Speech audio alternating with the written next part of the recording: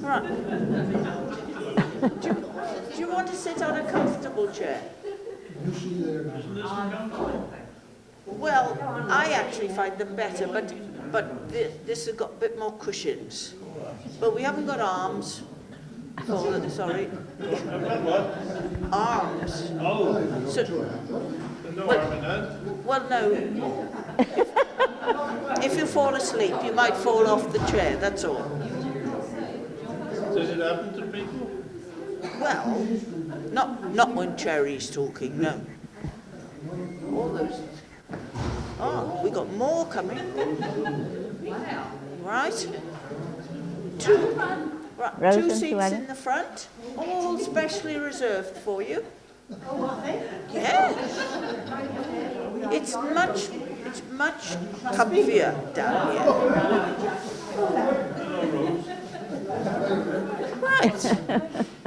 Yes, you're allowed here as well. Is there any much traffic on your way?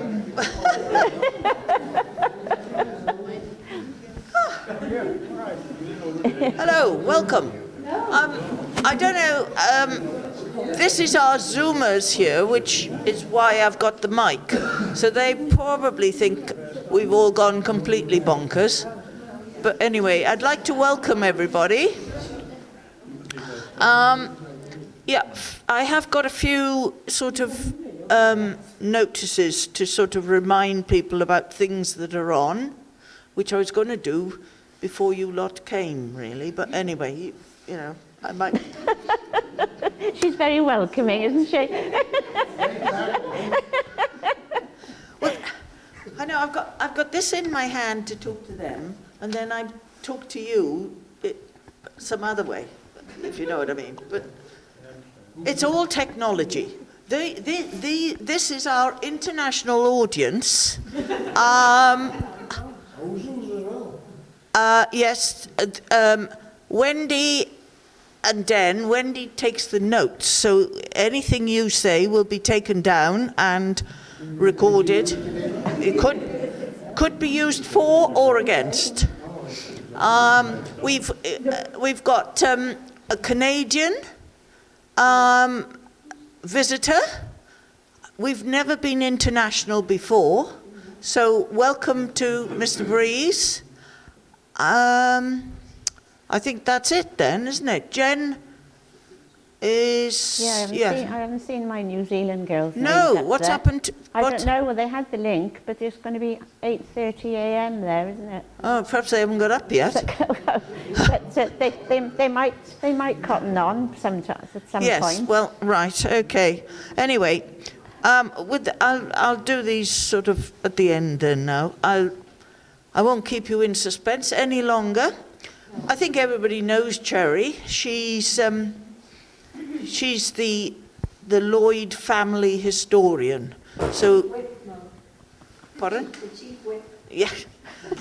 Well, if there's ever a Lloyd, I always send her an email, and she says whether they're one of the Lloyds that are recognised, i.e. our lot, or some foreigners that they've just used. Actually, Mo never usually says our lot. She always says your lot. Yeah. And I say, you mean your husband's lot well, as that's right. I mean, I am well aware that, you know, I'm an incomer, so I'm not sure that I'm really accepted yet. I have only been here 45 years, so, you know, plenty of time yet. Anyway, I think I'm going to put those to go when you say, is it? I'll tell you when. Right, that's fine. Then and I don't have to worry about that. And keep quiet, with a bit of luck, and leave it all to Cherry, who, as you can see, is a Lloyd who became an Australian showman. You know, we didn't think that they were quite so so forward-looking. You ain't heard anything yet. Right. Well, thank you very much. Okie dokie then. Right, well, welcome. So back in about 2021, I think it was lockdown anyway, I wrote a couple of stories for the Roscoe Gossip about 2 generations of Lloyds who actually went in search of gold to Australia. And the first generation would have gone sometime between 1841 and 51. And I couldn't find them on a census in 61. Anyway, by then apparently they had returned. So if Mo will click on one, please. This was a return trip from Australia back to Wales, and there was John Lloyd and David Lloyd, and as you see, John was 38, David was 28, and they were travelling on the Champion of the Seas. But it did not end well for John, because he actually died on board the Champion of the Seas. David returned and went into farming, and he farmed in the Argoed area of just by Rhayader somewhere for the rest of his life. But John actually died, and I've actually found a long time ago, if you click on one please, Mo, and he's actually mentioned on his parents' gravestone at Nantmill. So the couple there whose stone it is James and Sarah. James and Sarah. Yeah, Sarah, yes. Yeah, and then at the end they've added also, but he died on board ship, so he was probably buried at sea somewhere, because I've never found anything about him since. But but that inscription, I recorded that inscription back in 2001. If you went there today, you wouldn't be able to read a word of it. Now, fast forward to another generation now. Yeah, that's okay. That's fine. James Lloyd. This is James Lloyd, their brother. And that's his wife, Anne, and she was from Anne Evans from Caerphilly. Their son, James, was the next generation to go. So he was a nephew of the 2 previous fellas. And he went in 1872 when he was 24 years of age. So quite a brave thing to do, wasn't it? In fact, well, probably the older 2 were probably the braver 2 to go in that era. But anyway, so this couple lived in Nantmill originally. They're from the Nantmill area, and they lived at a farm called, I always called it Gethlinen, but the farmer who owns it now calls it Gullinan. Gullinan, yeah. Yeah, Gullinan, yeah. But they actually moved to Gwenther in 1860, and they moved to Gwenther Farm. And it was from there that their son, James, left for Australia, and he sailed on board a ship called the John o' Gaunt, which took 4 months to actually get to Australia. So there we go. So he settled, their son, settled in, there's another picture actually, Mo, please. That's Gwenther Farm, and that would have been, I think that's probably taken around the 1900. And I was there now last August, and except for the whitewash and probably new windows, it looks just the same. Yeah.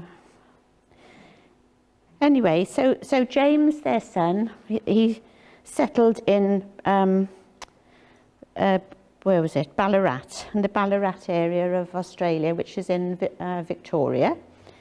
And he was a miner in the gold mines, but he worked his way up to share broker and a member of the Ballarat Stock Exchange. So he did all right for himself. And he married 3 times there. his first two wives died. And then the third wife was the sister of the second wife, who I think came to look after the children. So they were children from three marriages, and he did return to Gwenther a couple of times actually in his lifetime, which again was quite a journey, but he did. And the last time was in 1905. So we've got another one, Mo. And this was the last trip, and that ship there is the Marmora, which was quite a wonderful passenger liner by this stage. And James is the one with the moustache. The one there? In the middle, yeah. Right. This is his son and daughter here. The son, this side, is from the second marriage. The daughter's from the first marriage. He was just a friend who came on the journey as well, but the rest of them are all family. And they brought little children and a babe in arms. So this would have been the last time that, yeah, there's a babe in arms, yeah. So was his wife was with him then? No, no. He didn't bother to bring her? No, there's no wife there. He brought his children. Obviously, no.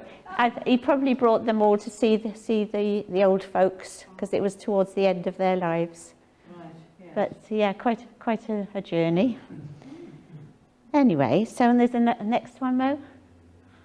And they must have had an official photographer here to welcome his homecoming, because that is James, the tall fella there. Yeah, his brother by the side, his sister Sarah here, and then the old folks, Anne and James. That suit actually that he's wearing, I was told, was spun out of the wool of his own sheep. This one there? Yeah. Oh. And I think that's a granddaughter there, over there. But I mean, it was quite an elaborate photograph, wasn't it? Because they've even got the pot plants out and everything to make it. Is this at Cwm Gwenther? This is at Cwm Gwenther, yeah, at Cwm Gwenther. He is very smart looking, isn't he? Yes. Well, he did well for himself, I would imagine, in Australia. Anyway, and until a couple of years ago, I was in touch with his youngest granddaughter, Cynthia, in Melbourne, but she died 2 years ago now. So the next photo then, and that is James, and this is when he was a shareholder and a stockbroker. So he is quite a smart fella, isn't he? Any Lloyd see any resemblance? Can you see? Anyway, so that's just a recap. So now I'm back to the beginning. So after writing these stories, I extended my Ancestry membership to worldwide membership to see if there was any, because Cynthia had died, and I thought, I wonder if there's anybody else still out there. And I found on a media page for a girl called Joanna Lloyd a photograph. And if you shoot on, Mo, I thought, well, damn me, I have that photograph. So this has got to be right. So I left her a message, didn't hear anything for 12 months. And then I got a message one day to say that she was so excited, and she didn't know anything. Very excited to have found as they say, not a connection in Wales. And I've been in contact with Joanna ever since. So would she be... And she is a grand... no, I'll tell you in a minute. It gets a bit confusing. And would she be? But this was taken... This is at Cwm Gwenther. That's Cwm Gwenther. And so... And that's his mother. That's Anne. Mother holding the horse. Holding the horse. The And Paul, isn't the it? old horse is old Paul, and it's his sister's horse. Yeah. But little short legs, isn't he? He's definitely a Lloyd. Are you working in the horse? Oh, dear. Anyway, so I was able to fill her in on her backstory, and then she was able to then tell me about her family, not in Australia, but in New Zealand. So, next photograph, that is Joanna, and that is her dad, who would be a grandson of the Owen that the James we've just seen on the horse. Yeah. And then the next one, and that's her husband and her little boy. So she's my first contact in New Zealand, and she's the one I've had contact with for quite a while now. And she is a teacher, or they say out there, they say educator. She's an educator. So Joanna told me there are 4 generations of Lloyds in New Zealand, and that she knew of a book about her grandfather, Owen Rutherford Lloyd. Now, where the name Rutherford came from, I don't know. And it's called The Boy from Buninyong. And it's by Angela Badger. And you can go shoot to the next one. Oh, sorry. Which I've been able to find. It was only published in 1993. And I was lucky to find on a used website. John has just Googled and found it on somewhere else as well. But they're in short supply in the UK if you're looking. So they were published in Australia? They were published in Australia, yeah. Now the author had met and befriended Owen Rutherford Lloyd when he was about 63 years of age and running a junk shop in Botany Bay, Sydney. And he was doing that by day and busking by night in King's Cross. And she later worked for him in the shop and got to know and write his story. And it's a very descriptive story and quite a hilarious story in lots of ways. Anyway, Owen Rutherford Lloyd, this is this fella, he was the grandson of James Lloyd from Cwmgwentha. And his father was Peter Rutherford Lloyd. So next one, Mo. So he looks a bit goofy-eyed there because there's something wrong with the photo, but that's his dad. He's quite smart. Right, where did I get to? So yes, so he was from James's second marriage. So Owen Rutherford Lloyd was born in 1907, so we're not talking about millions of years ago now. We're talking within sort of our father's lifetime, sort of brothers and sisters and what have you. So it's not going back that far. And he was born in Buninyong, which is a small town in Victoria. And as the family grew more prosperous, they moved to Ballarat. And Ballarat is where Crave Revel Horwood came from, if you're strictly come dancing fans. Just for a bit of extra. So the next photo, Mo. So that is a young Owen Rutherford Lloyd in the middle with his blonde hair and his mum and his dad. So from a youngster, he saw firsthand the poor health of his elders, and he vowed that he would not follow suit and go to the mines. So in his book, he says he was fond and proud of his Welsh roots, and says, "My best fortune was my family. I reckon they were parents any family would be proud to have." And he goes on to say, and this is typically Lloyd again, "Like a horse, it's the breeding that counts." So his upbringing was very traditional. Sunday school, church, Sunday roast dinner, his dad having a sleep in the afternoon. Now, his dad was a miner for about 40 years, and he bettered himself by becoming a mine manager and skillful in purchasing shares, much like his father before him. So, but mining was a definite no for young Owen. So, in Melbourne, he became an engineering apprentice, and then the Depression broke, so that was the end of that. And during the hard times, he met some bloke who could actually play a fiddle that he'd made himself. So he decided that he could make a fiddle. So he made one out of the end of an old china cabinet. And so this became the next chapter in his life. He initially concentrated on a couple of songs. It was Loch Lomond and Nellie Dean. You'll all know those songs.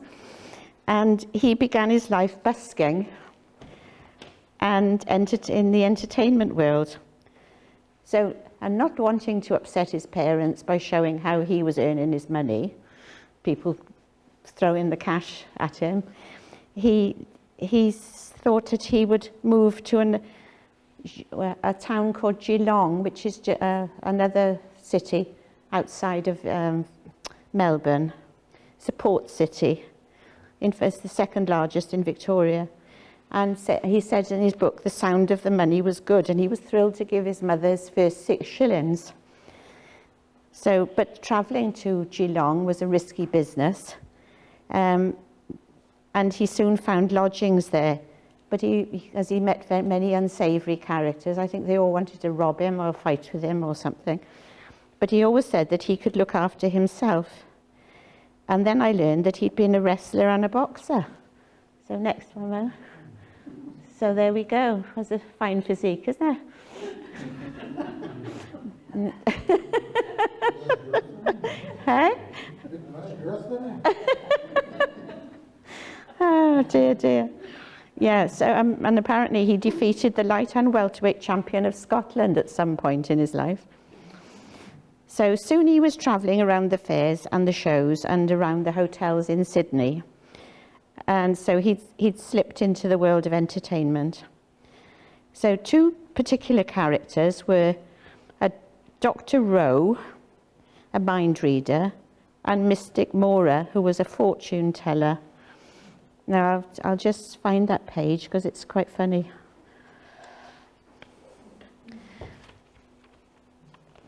Dr. Rowe was in partnership with his wife, Mystic Mora. She was a difficult woman, given to moods and fancies, and can only be expected to be with her for a short time. She took a fancy to me. Sometimes I wonder why lady fortune tellers and seers always take to me, because in a way I'm not very happy with them. They are usually difficult women, but perhaps they see a power in me which complements their own. So there we go. So the 3 of them, they started working together, and they were going to sort of charitable organisations. But the thing was that they were taking half of the proceeds of the money raised, which didn't go down very well with his mother, who was a strong Christian woman. And she told him so. And I quote, "There's only one force outside of us, my son, and you'll be best served to remember that." So he listened and realised very quickly that there was another life to live. So he bought himself a Model T car, an old Model T Ford, and with his fiddle, and he got a new pinstripe suit and some two-tone shoes. In his case, he headed off to see how far he could get up Australia. So the next one, Mo. So he was looking a bit dapper by this time. I don't know what year that was taken, but that's the sort of look he was going for. He was trying to look a bit smart. So he fairly soon met a sword swallower, teamed up with him by pulling in the crowds, playing his fiddle, his homemade fiddle. It took him 3 months to learn the art of sword swallowing and fire eating. So he'd increased his repertoire no end.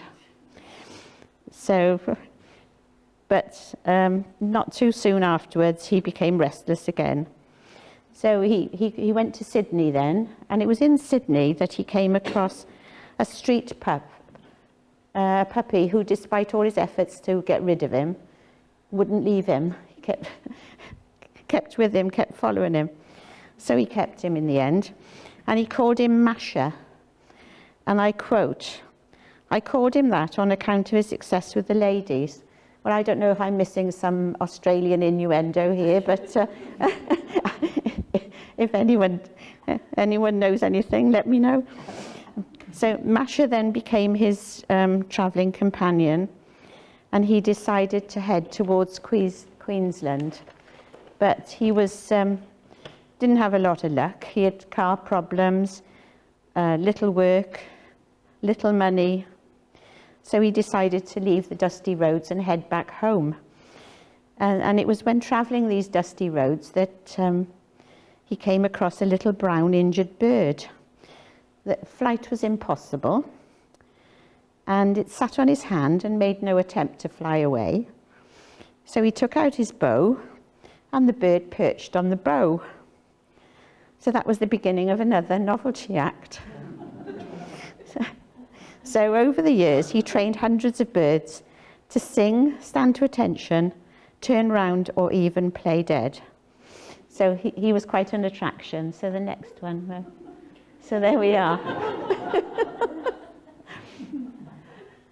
Now that sort of that bit, I don't know what instrument he'd have got that off, but it's sort of like a horn on the end there. Yeah, and that's his.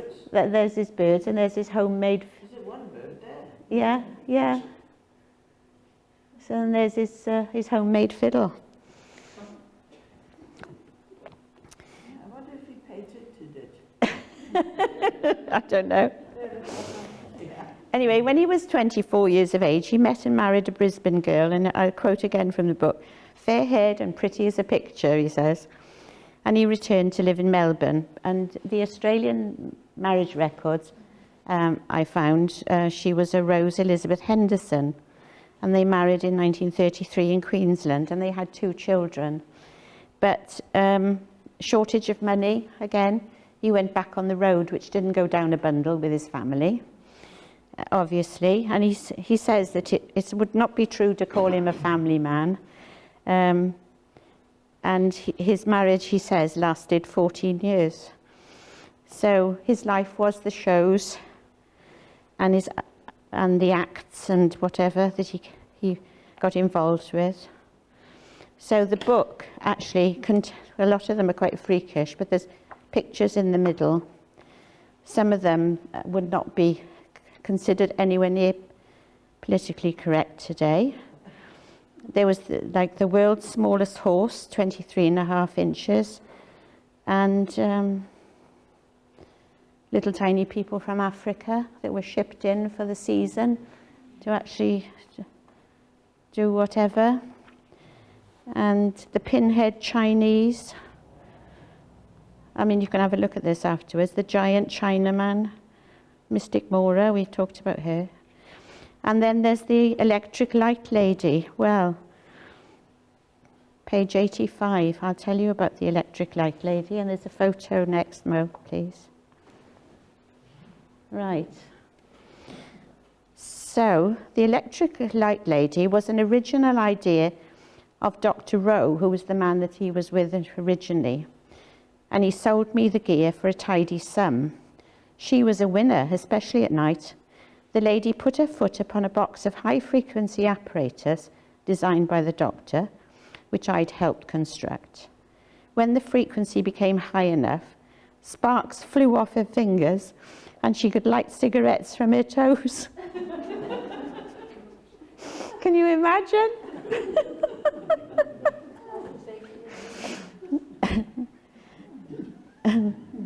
Besides the electric lady, I'd also bought a coffin from the doctor and could do cutting the lady in half, depending if I got a lady of the right size for the job. So, quite a fellow, wasn't he? But not only did he travel extensively in Australia, I must have a swig. He spent about a year in the East and South Africa, and there he was travelling with a circus as a ringmaster. And it was called Painscastle Circus, and that was quite a famous circus at the time. I've had a little Google of that. And he was amongst animal trainers of wild animals. So, again, a very dangerous time in more ways than imaginable. But he survived that year and he came back to Australia. But restless on his return then, he turned to New Zealand, where the shows never stop come summer or winter. And there he got himself a decent van, more birds and another dog. So his life was exciting. And he soon met a hypnotist who told him, with your power of mind and the skill in your hands, you should be a healer. So next one, Mo. So there we are. That was a poster that was apparently up in New Zealand. So travelling on North Island towards Gisborne, he came across a pregnant Maori woman with a young child who was attempting to reach home before the baby arrived. Now, Owen predicted that this baby was going to be a boy, and he delivered this child in the back of his van and got them back to the village safely. And then other miraculous events happened. The villagers didn't want him to leave because he'd done this magical thing and got this baby and predicted it was going to be a boy and got them back to the village. But he wasn't going to stay. He thought he'd leave. And apparently there was a big rainbow, which apparently in the Maori tradition was something that of great significance to make him stay, but he ignored that.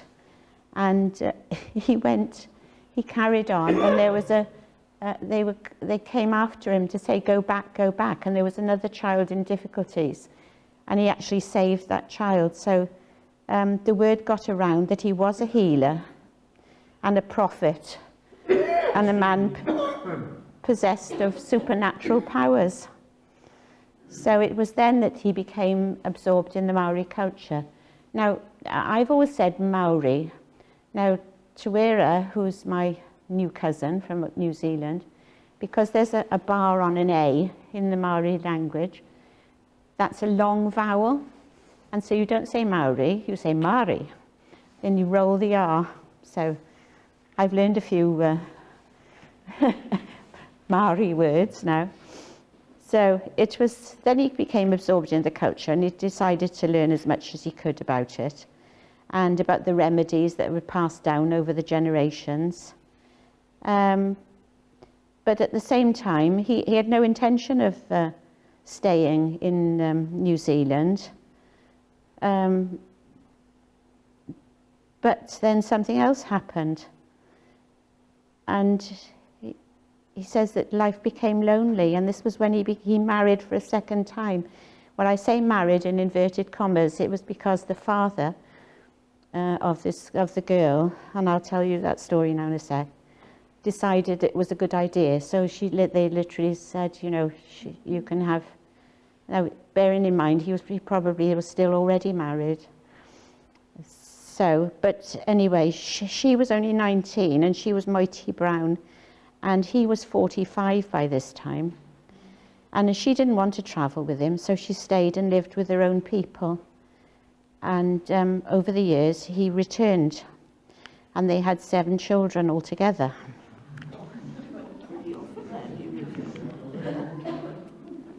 And now I'm going to tell you a little bit about a story that his son, Joanna's dad, wrote. And he says that in 1950, the world of Mighty Brown was about to take a serious turn. The universe had decreed that her life, her being, was to house and bring forth 12 spirits. Anyway, the plan started to unfold when Mighty was stricken with appendicitis, and because they lived in the country and medical care was difficult to access, her illness was not addressed, and peritonitis was the result. And her appendix burst, and her condition went downhill, and she was rushed to hospital.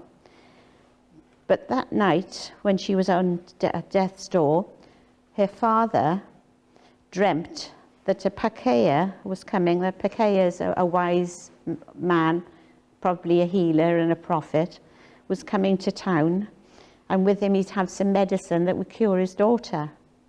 So he arose early that morning and went to town, and the sideshow had arrived in Opatiki, which is on the Bay of Plenty up on the top of North Island, and to entertain and amaze the crowds. Anyway, he looked at the faces of the visitors until he recognized the face of this man that he'd recognized from his dreams. That man was Owen Rutherford Lloyd. And he said, "You have medicine that will save my daughter," he explained. Yes, was the reply. So he took him to the hospital, and they smuggled in this medicine and secretly administered this medicine to Moiti in the hospital, and the result was miraculous, and she regained her strength, and she got better. So Owen Lloyd had come into her life, romance followed, he says, and of course the pitter-patter of little feet some months later. So it had been predicted that she'd be childless after her illness. However, the rest is history. Now, Joanna told me that every year the sideshow came to town, her grandfather would meet up with her grandmother, and she had 7 children with him over the course of the next few years. And then actually Moiti married again and had 5 more children, so she did have her 12 children. So as I say, there were 4 generations of Lloyds out in New Zealand. So, I mean, Moiti was a Maori woman, so that's where the Maori comes into it. Anyway, right. So the next slide then, picture, Mo. These are his offspring, except for the second one from that side and the second fella from the other side. Yeah. But the rest of them are all Lloyds. Oh. They've got Maori blood. All right. Yeah, not him, but they're Moitis from their biddles there.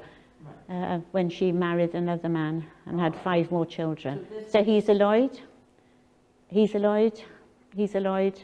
That's Owen, who is Joanna and Tawera's dad, and he's a Lloyd, and this is Elizabeth in the front. Yeah. So there we go.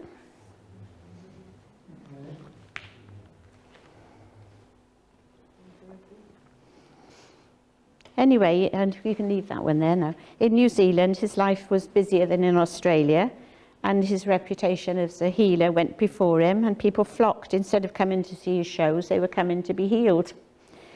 And but eventually he left New Zealand and he went back to Melbourne not long before his parents passed away.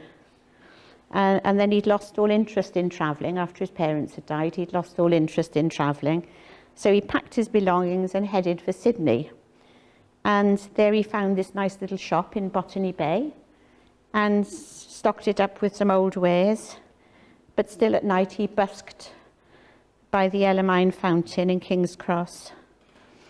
And then in 1972, the ABC, which is a television company there, were planning a Best of Buskers competition. So he polished his fiddle, rehearsed his birds, and put on his smartest hat. But he did not win, and there was general outcry from the population of Sydney that he'd been overlooked. Such a skillful act had been passed over. So ABC called him back to the studio and recorded his session and gave him a special category called Viewer's Choice. So move on one, and that was from that time. So there he is with his birds, and that's when he was awarded the Viewer's Choice by ABC. So that comes to about the end of this book, really, but it's just quite a story, really, about our Lloyd family history. But since I wrote this, I discovered another story about him, which was in a Sydney paper, and it was written by someone called Delia Falconer. So if you flick to the next one.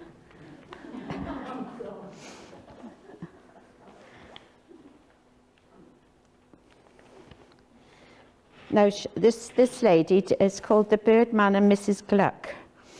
Now, she was wanted to write some articles about the Sydney of her childhood disappearing. So she went to the archives office and to see what she could find out about the parks of Sydney. And she was in the City of Sydney archives, and she found an application by O. Lloyd for use to exhibit performing birds. Anyway, the council did not grant permission, but it didn't stop Owen. He carried on regardless.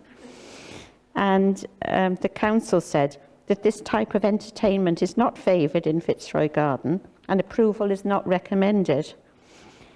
Anyway, but the public were generally happy about him being there. So there was he got into lots of scrapes there. He even had pellets fired at him from a gun and all sorts. And he was told no end of times that permission he didn't have. But even a couple of years later, he was still performing in the gardens. So he copped a snoop to anybody who tried to stop him. However, the next one then, Mo. The children of today, this is from the 1970s. The children there, they used to flock there in their hundreds to see him of a night in the cross, and say it was magical times. And apparently, there's a wooden sculpture of him at Eland Towers in the cross. So if anyone goes to Sydney, have a look by the Ellermine fountains for a wooden sculpture of Owen Rutherford Lloyd. Anyway, in the early 1980s, he retired and returned to New Zealand. And his granddaughter, Tawera, told me when he became unwell, it was the author of this book who contacted her dad. And he enabled him to return to his family in New Zealand. And that's where he spent the rest of the last few years of his life. And he didn't die until 1984. So the next one. And that's his tombstone in Gisborne. But of interest, the record of his death shows that his spouse was Living Henderson. So his wife that he married all those years ago in Australia was still around. Anyway, so what a story that is. So far removed from his Welsh ancestry. So he went from being a miner's son to being an apprentice engineer, to busking, boxing and wrestling, fire eater, sword swallower, illusions, animal training. And next one, there he is, with his birds. And hard to believe that he's actually just a second cousin for my father, and for Mike and Viv's dad, and Janet and Michael's mum. I mean, we're not talking of a million years ago, are we? Now, one little anomaly in this book. On pages 1 and 2 of the book, he says, great-grandfather on father's side and Lloyd George's mother were brother and sister. Well, I'm pretty sure that is not true. But I suspect it was a very good story to tell when you were far away from Wales. Anyway, well, this story doesn't end here. In June of this year, Joanna emailed me to say that her sister, Tawera, was coming to the UK. She was coming to Edinburgh, then to the Liverpool Tate, and then eventually travelling to Cardiff. And could she connect with me in between all that? So that's what happened. Now, Tawera, she's an artist, she's a sculptor, she's a practicing visual artist. They do this dance and all these lovely, I can't do it, but there we are. And she's a teacher and she's a senior advisor for the Indigenous Exchange Creative New Zealand.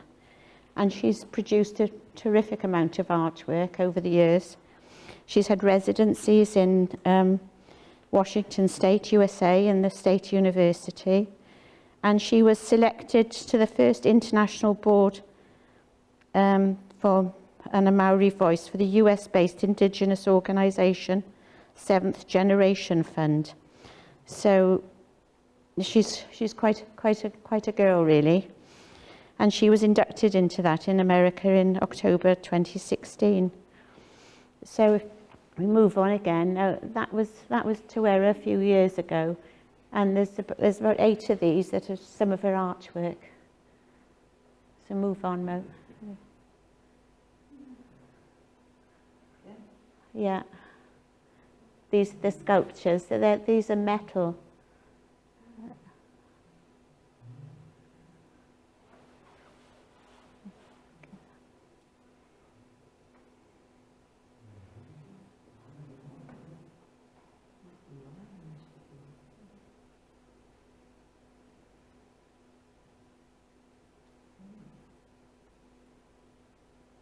There we are. Anyway, well, Tawaira's visit was amazing, and I'll just share a few quips that she gave me about her grandfather. She said when her father, Owen, said that, okay, he was an Owen as well, a bit confusing, said that grandfather Lloyd was coming back to live with them, they said, who? And she could remember from her childhood this flamboyant man passing through their lives every now and again. But grandfather. Anyway, when he arrived, she said he was indeed this flamboyant man. She said she remembered he had gold rings on every finger, and he came with a container full of treasures, jewellery, portraits, probably bits and pieces from his old life. And when he died, her dad distributed these treasures throughout to members of the family. But his son, Owen, saved his father's recipe book for medicines and potions. And some recipes contained snake oil. So no wonder he could cure everything, was there? Anyway, also it is possible that Owen Rutherford Lloyd had numerous wives and more children than his New Zealand family ever knew about. And they do know of another son with a Maori woman who was a younger brother for the gang we saw up there. And also, there was a portrait in this chest of a little offspring of mixed race, a little boy, unmistakably his offspring, with tight curly hair, who was born in Indonesia. So. Anyway, so that's where I end my story about Owen Rutherford Lloyd. But my connection with Tawaira was a wonderful highlight this year, sorry. But I will tell you briefly about that visit. So I'll say kia ora to part 2. That's welcome to part 2. I run through this quickly.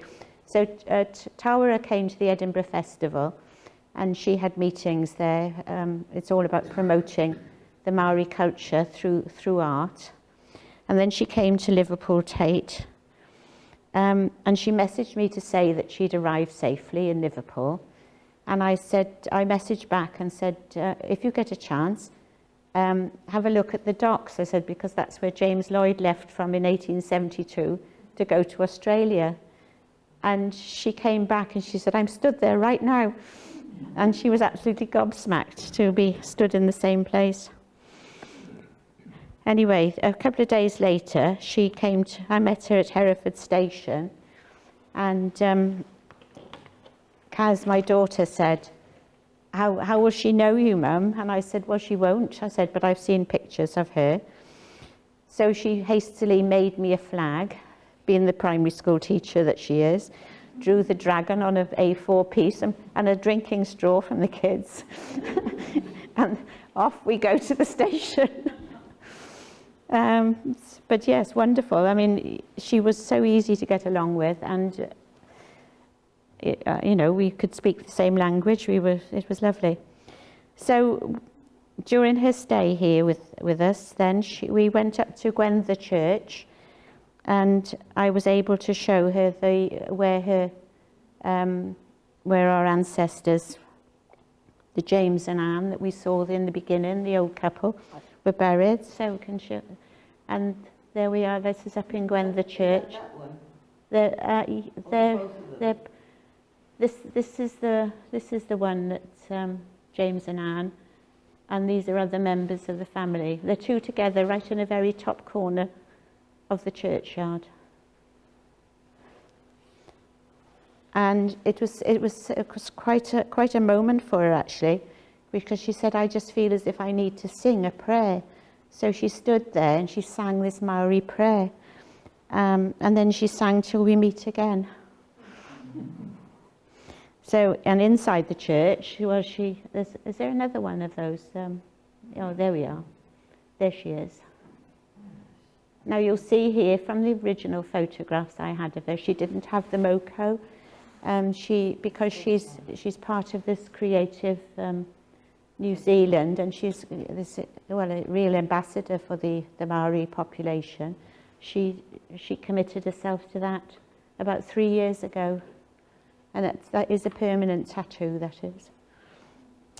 But to say, in the church, I think she took pictures of everything, all the little carvings in the church and embroidery and everything, because everything that she sees, she can incorporate into her artwork.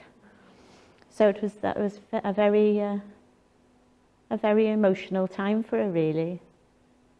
And the whole time that she was here, she actually wore black, and that was because she was visiting ancestors.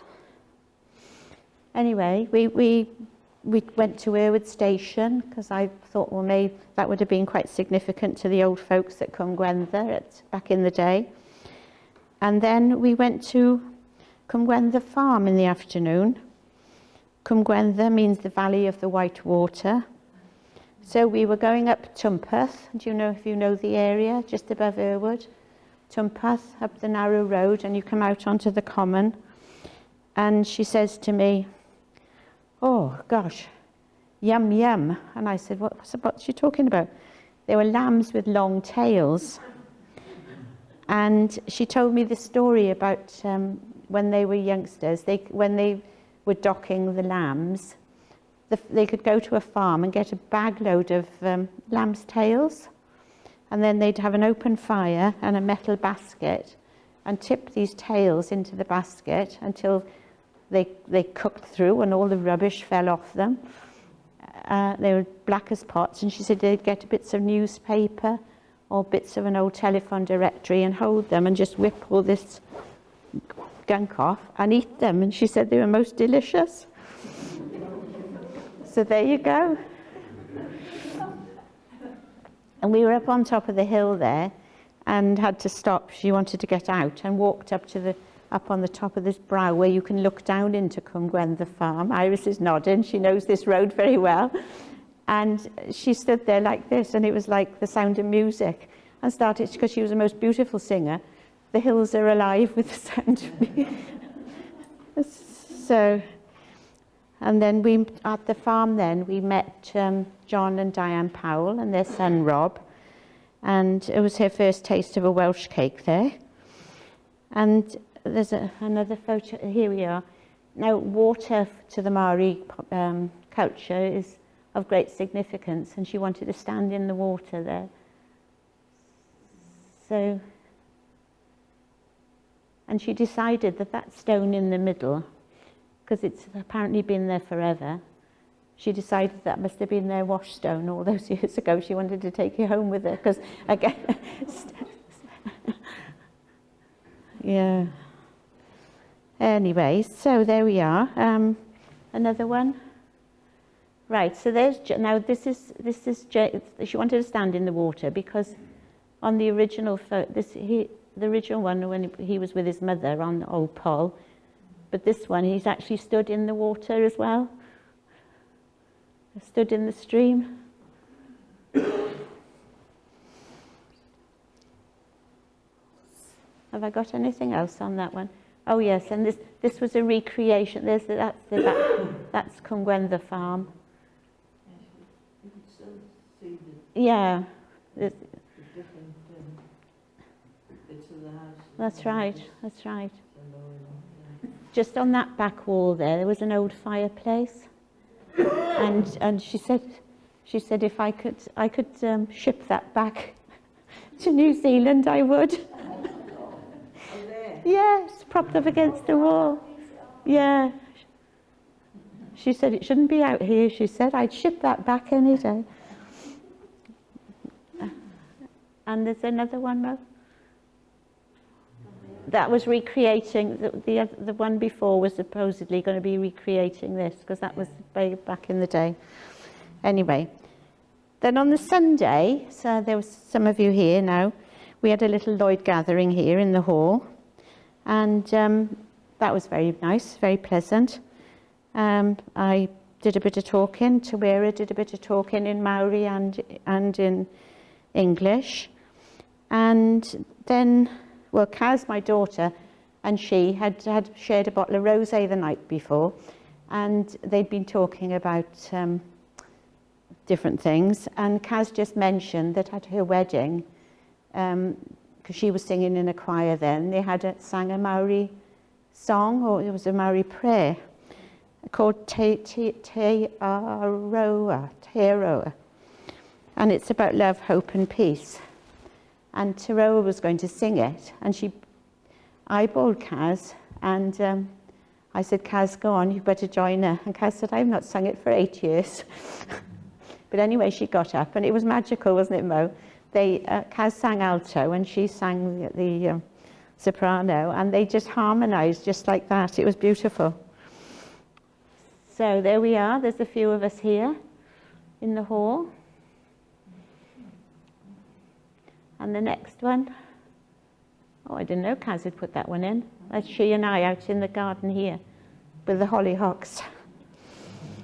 Anyway, then the following day, we headed to Nantmel. And next one, Mo.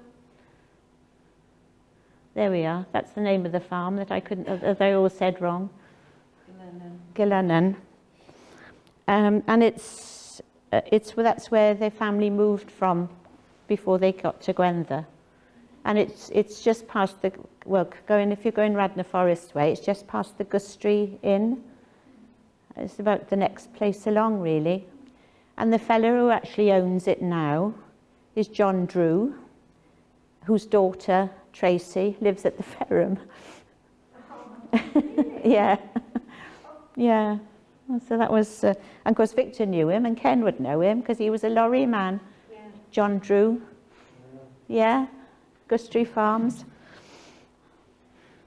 So there we go. What else have we got there?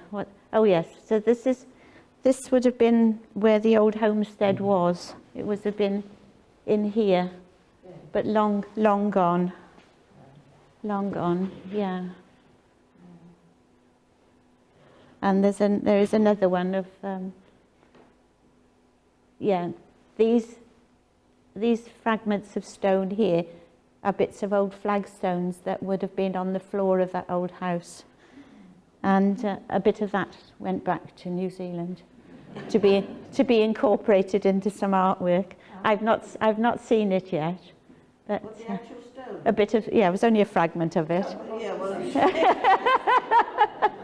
No, she would have had a shipping container taking the fireplace, the flagstones, you name it. Anyway, yeah, bits. So I've yet, and before that we had lunch. We had lunch at half of the pub at Gustry now. There's a cafe on the end called the Mucky Duck. If you're ever along that way, quite a nice snack lunch. And because in the car park as we pulled in was this bright pink van covered in big red lips called the Pimpmobile. Well, she was quite wicked, she was. And we were sat down, and in came this fella. We were eating our lunch, and this fella comes in, and he was all talk. And she said, "I bet that's your van out there in the car park." Well, we couldn't get rid of him afterwards, could we? Anyway, but it was quite exciting. So from there we went up to Nantmel Church, and that's the stone I showed you at the very beginning. James and Sarah, that's another generation back, with the Champion of the Seas fella. Commemorated at the bottom. And again, we had more singing at the grave. And then, of course, Victor was with us, and we went to the church, and the church was locked. So Victor said, "Well, somebody in Nantmel here is bound to have a key." So he goes off on a mission, finds somebody. About quarter of an hour later, he's coming back with a key. He'd gone knocking on some doors. Anyway, we go into the church, and now again, this chevron, which that's another symbol. Everything's got a meaning, and they call it cow there. And it means strength, warmth, good understanding. So I don't know whether that's because why they have this in churches, because as you see a lot of it, don't you? But it was of great significance anyway to her. And in that church, it's a lovely church, and she said, it looks as if the acoustics in here are good. She said, do you think I could sing? I said, you carry on. And she sang Pia Jehu, and it was so beautiful. Wish I'd been able to record it, really. So there we are. And if you see on her neck that she's worn the whole time here, yeah, that's called a hey kiki. And it's her husband, he's also an artist, so that's carved out of a black pearl shell from the Cook Islands. Absolutely beautiful. And I was looking at it, and I said to her, is that the old midwife in me then said, that looks like a fetus. And she said, well, it is. She said, it's a sign of fertility. So there we go. So, and then, yeah. Anyway, no, it's okay. No. And then the next day, then, it all came to an end so quickly.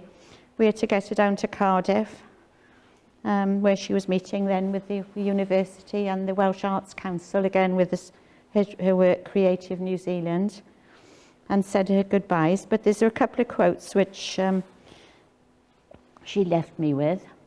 And she says, we are our ancestors' wildest dreams. Well, that is true, isn't it? Absolutely true. They would know nothing about us. And then Joanna, she said in an email, have I got that on there? No. She said in an email to me that what a wonderful time her sister had, and she's desperate to come. And she said, the lands of our ancestors are our biggest source of energy. So, and they say they carry their ancestors with them wherever they go. And I think that's about it, basically. But no, it was a great few days, and she was such fun. And yes, we're in constant contact to the two girls out there and myself. So. Right, well, thank you, Cherry. Any questions now?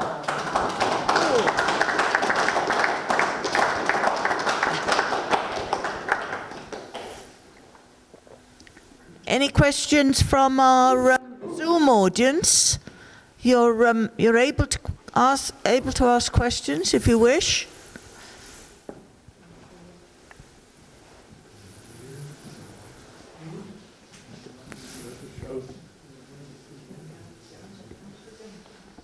Anybody? Any? Terry, do you think you will go over there to Australia or New Zealand in the next 2 years? I would love to, I said, but it would cost me an arm and a leg in health insurance now. I mean, you may or may not know, but I've had a rough passage the last couple of years, and it would cost a fortune. But I would love to, yeah, I would love to.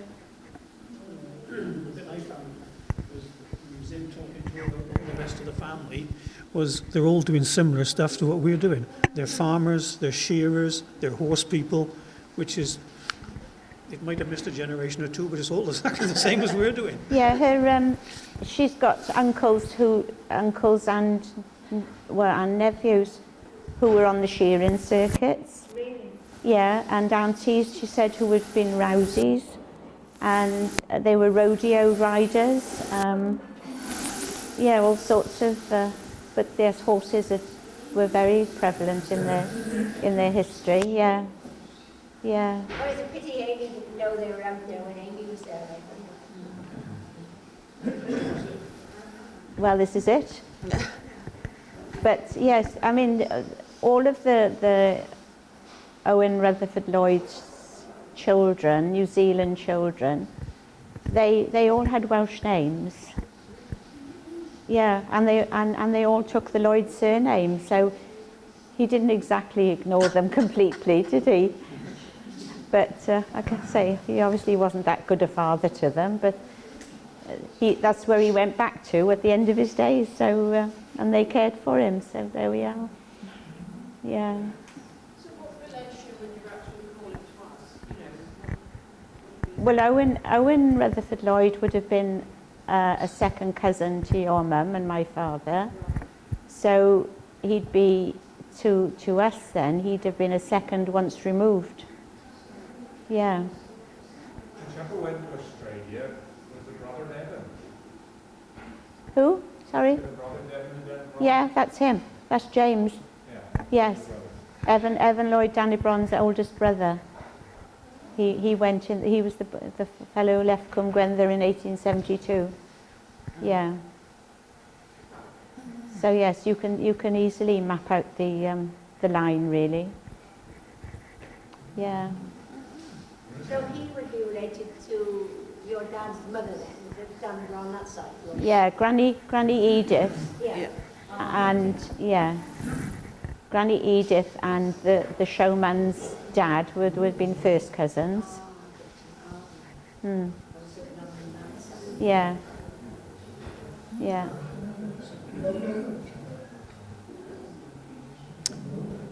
Right. Is it possible, this is Lloyd here, is it possible that there was a relationship with Jimmy Lloyd, who farmed in the Lloyd, the woman, or Tom Lloyd? No, it's, there is no connection there, Llewellyn. Different Lloyds Lloyds. altogether, yeah. Yeah, Lloyds, they turn up everywhere, these Lloyds. Yeah. Yeah. Yeah, because Llewellyn, your grandmother was a Lloyd, wasn't she? Yes, Yeah. that's right, yeah. Married to William Breeze. Because this is Victor's family. Yeah, well, Yes. I said to him this morning, and he's... Yes. That's right. Yes, because yeah. Yeah, because William Breeze died a young man, didn't he, with TB? Yes, that's right. Yeah. Exactly. Yeah. And they were all over at the Pentry and the Noy of Crigryna. Yes, Mr. Powell, after my grandmother passed away, he married one of the daughters of Mrs. Morris and Graham. Yeah. Yeah. So is They lived in Glenview. Pardon, Grace? he Breeze is related to your Victor then? Yeah, yeah. Oh, right. Victor's mum was a Breeze, and they're all the same Breezes, yeah. Oh, Yeah. Okay. I grew up at the Pat Park in Rula. Yes. Pantin Yeah. Yeah. or after Tommy Evans? No, before, Before surely. Tommy Evans. Well, yeah, because it was straight after the Martyr of the Storm, Yeah. Oh, was it? Yeah. that family, yes. Yeah. Yeah. Yeah, Yeah. the only bit of family history I know your Breeze history, Llewellyn, inside out. I would be interested in knowing a little more of that. Would you? I remember in a horse and trap coming over the mountain. Yeah. My dad leaving the pony and trap at Pengreen with Auntie Owen and Uncle Alan, that we always found dad. Yes. So we would catch the bus from Painscastle to Hay for Market Day. Yeah. And then go back to the mountain and go back to the trap. I always thought it was a little presumptuous. I was about 2 or 3 years old, I guess. I thought it was a bit presumptuous for my dad to be getting hay to Andy Alden was a first cousin to my dad. Yes, yeah. I don't think Roy has held it against you. Anyway. We've enjoyed a lot of very happy visits with Lloyd and Alva. Yeah. Roy's here tonight. And I went to I was just going to say I went to school with your cousin Eileen Breeze. Oh, really? Yeah, Yes. from the Wern. Yeah. Yeah, she lives in Hamilton now. Right? Yes, she does. Yeah. Yeah. Oh, well done. Okay. Right. Okay then. Well, I think we'll probably have to say goodbye to our Zoomers. Thank you very much for joining us. It's It's been most interesting. Hi, Wendy. right. Oh, thank you. They're all now. We've got pictures of them and all, so we can see who's who. Yes.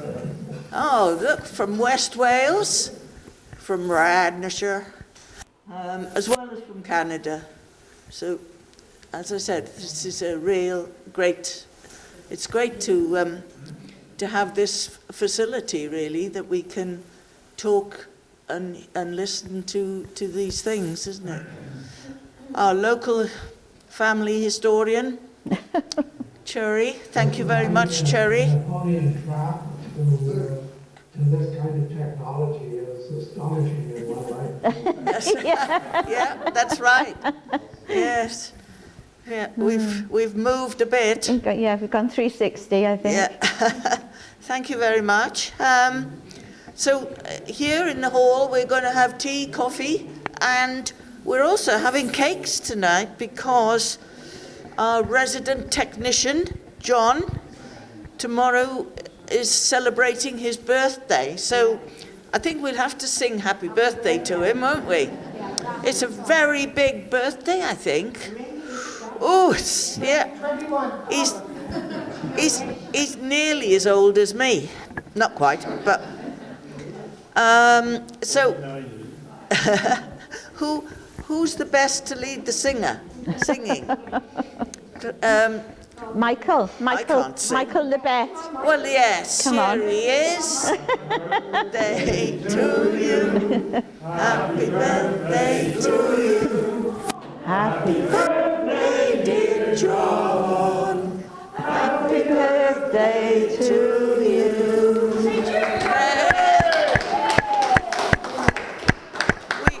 We are very grateful to John for standing there and organising all these things. It's so great to be able to join with others and things like that and share these things. And Wendy, our note taker, will be producing the notes, which will be checked by Cherry, and then I'll email them round to anybody who wants to see them, and it's then on the website. So it's a permanent record of... I forgot to show you this.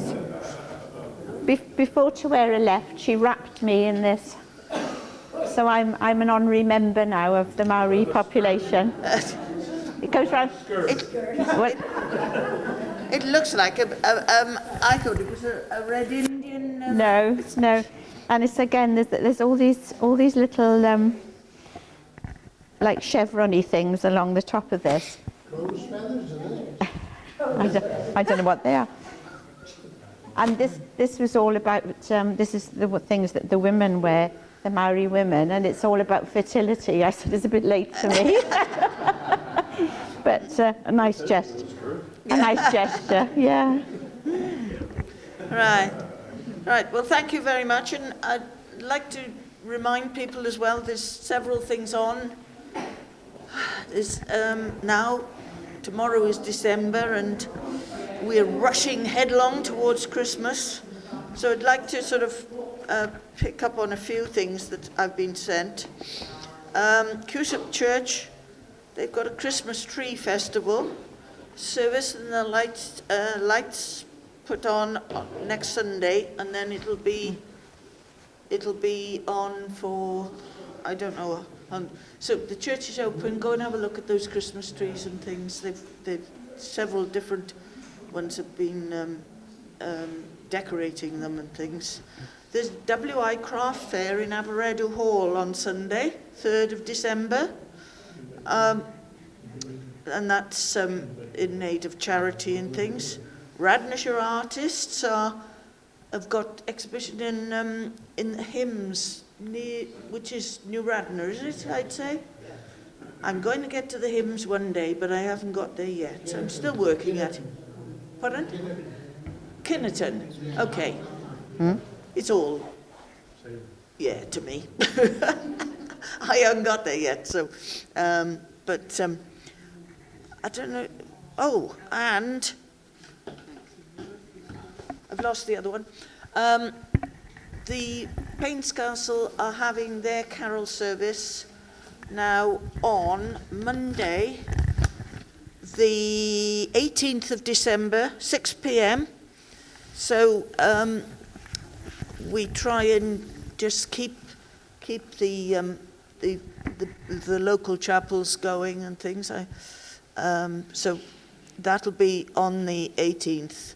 Several carol services, obviously, the next 2 or 3 Sundays. The what? Painscastle pantomime. Well, there's the children's party here in the afternoon, and then they all whip up to the golf club for the pantomime in the evening. And there's a children's party in the golf club after Christmas as well. There's so many things on. I get exhausted thinking about it, but it's so nice if we can try and support these local things. We all think back to 2020 when there was nothing on and we couldn't go anywhere, and you know, a lot of people do work very hard to put these things on, so we try and support as much as you can and things. So with that, you can have a nice cup of tea and coffee, or coffee, whichever, and cakes. Well, John reckons he's been making them all day. They are walnut and pecan. Yes. Coffee and, oh, that's right. He told me coffee and walnut, but then he got it wrong. He couldn't remember which packet he put in, could he? So it's walnut and pecan. Very upmarket, I think that. Well, he'll be even older tomorrow, though, won't he? If you're allergic to nuts, keep away. Right. Anyway, thank you all for coming. It's really nice to see people and things. We're not here next month because, people are spending it playing, you know, Father Christmas and whatever they do. So we next come the last Thursday in January. And, well, that might be a bit of a thing. I'm not sure whether I'm working on the history of the local history, Painscastle Castle and Elvel and things. There's a lot coming out and things, so it might be that, or I might be pressurizing John to find something. But at the moment, I'll demonstrate cake making. well, that's right, yes. I'm not going to do that, that's for sure. Anyway, as I said, you'll have plenty of notice that I'll be sending emails and things. So I wish you all a very happy Christmas and a wonderful 2024. Please keep coming. And in the summer, we have summer visits. We hope to go to Glasgow this year and hopefully to Llambadden and Garrig if my friend there is still working on it. And I don't know, we usually have 4 visits. I don't know where the others will be yet. Nobody's sort of invited us. I've had one discussion, Have you? I hope. Well, I hope it's a good discussion, and we want somewhere for tea and coffee, or cider. Well, You want Robinson's, Yes. Robinson's, Stowford, or Good choice. you can still cycle in the pub as well. Right, okay. Well, we'll see. Anyway, I think Llanbadarn y Garreg is, you know, quite a nice, you know, it's a place that's been overlooked, perhaps. So we hope now we will be able to go and have a look around it. It's a lovely church. And see what the locals think of us. Okay? Thank you very much. See you all. Yeah. Really enjoyed it. Thank you. Thank you.